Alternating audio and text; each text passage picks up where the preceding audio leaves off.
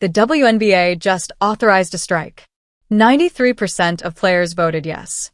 Only 3 said no. And here's the thing, nobody's talking about those 3 players who voted no.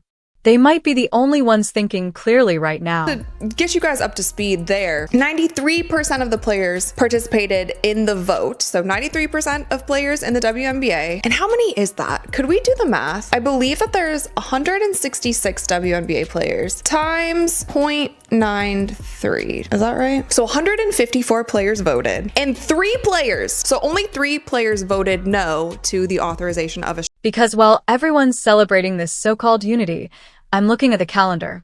It's the off-season. They're not working. So, what exactly are they striking from? Their couches. This is the equivalent of threatening to quit a job you don't currently have. Make it make sense, but let's back up. The WNBA Players Association just pulled the trigger on strike authorization with a vote that supposedly shows unprecedented solidarity. 154 players participated. Only 3 voted against it. The message is clear. We're ready to shut it down if we don't get what we want. Sounds powerful, right? Sounds like a united front ready to fight for their worth. Except there's a massive problem with this strategy that nobody wants to acknowledge. And I'm going to say what everyone's thinking, but afraid to tweet. The strike authorization is a bluff, and the league knows it. Here's why. A strike only works when you have leverage, when you can actually hurt the other side by withholding your labor.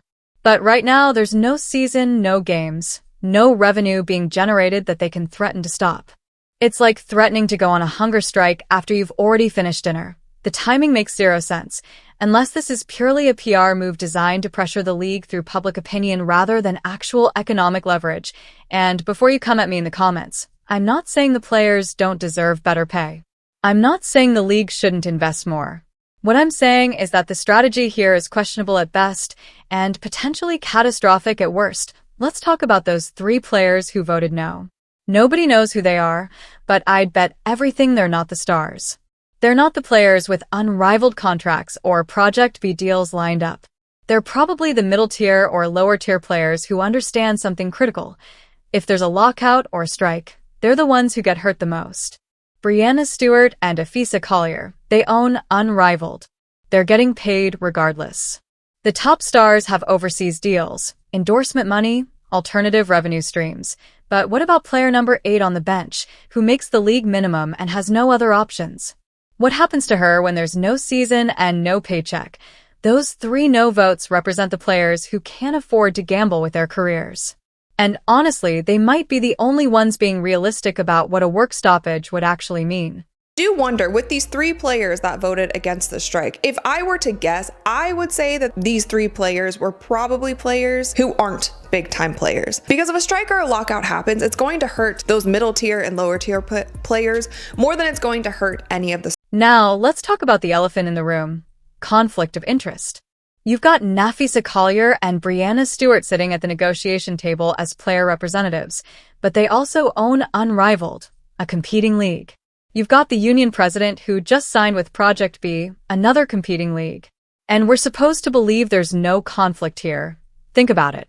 If the WNBA season doesn't happen, where do fans go? Unrivaled. Project B.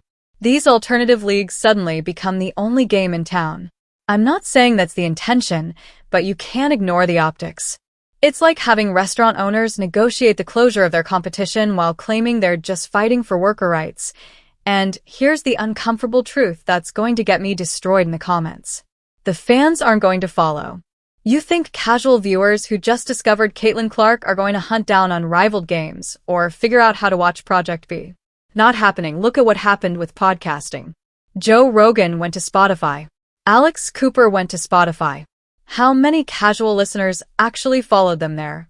A fraction. And these are massive personalities with dedicated fan bases. Now they're back on YouTube because exclusivity killed their reach. The same thing will happen with women's basketball if they fracture into competing leagues. The WNBA has spent decades building infrastructure, media deals, and visibility. You don't just replicate that overnight. Unrivaled might have funding and star power, but it doesn't have the ecosystem. Project B is still a mystery. We haven't even seen what their product looks like yet, And neither of these leagues can absorb an entire roster of WNBA players, even if they wanted to. So, when players talk about having options, about being able to play elsewhere if the WNBA doesn't meet their demands, they're overestimating their leverage. Because the harsh reality is this: if there's number 2026 WNBA season, the league loses, but the players lose more. The viewers are not going to follow. They're truly not going to follow. I think it would absolutely be catastrophic if they don't play a 2026 season. Just look at like podcasting, for example, when like Joe Rogan or Alex Cooper went to Spotify and how many people went over. The league can wait. It's weathered financial losses before. It has the NBA backing it. It can absorb a year without basketball and come back. But can the players? Can they afford to lose a full season of salary, exposure, and career progression? Can they afford to watch their hard-earned momentum from last season evaporate while fans move on to the next thing? Here's what the league said in response to the strike authorization, and pay attention, because this is important. They called out the union for fundamentally misrepresenting the negotiations. They said they're offering significant immediate salary increases with a new uncapped revenue sharing model. Uncapped. That means as revenue grows, player salaries grow automatically with no ceiling, but the union keeps saying the offers are a slap in the face, that the league is putting lipstick on a pig. So, who's telling the truth? Is the league actually offering substantial improvements and the union is holding out for an unrealistic deal? Or is the league lowballing and trying to spin it as generosity? The problem is, we don't know because these negotiations are happening behind closed doors, and both sides are playing the PR game. But here's what we do know. The league's public statements have been more measured, more professional.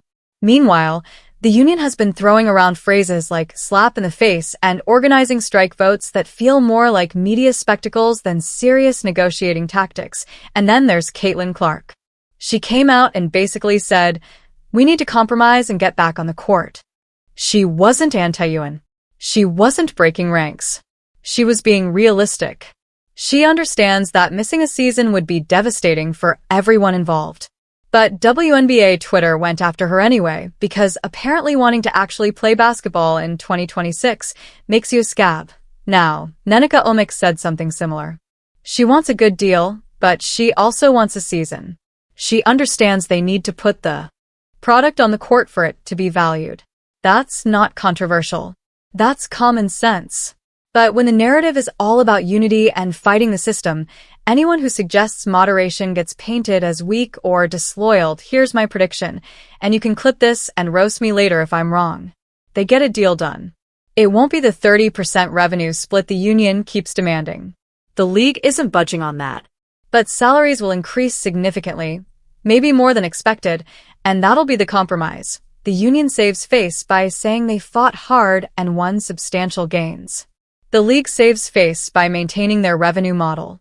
Everyone declares victory, and we get a season, but the damage is already done. The public bickering, the strike authorization, the conflict of interest allegations, it's all left to bad taste. Fans are tired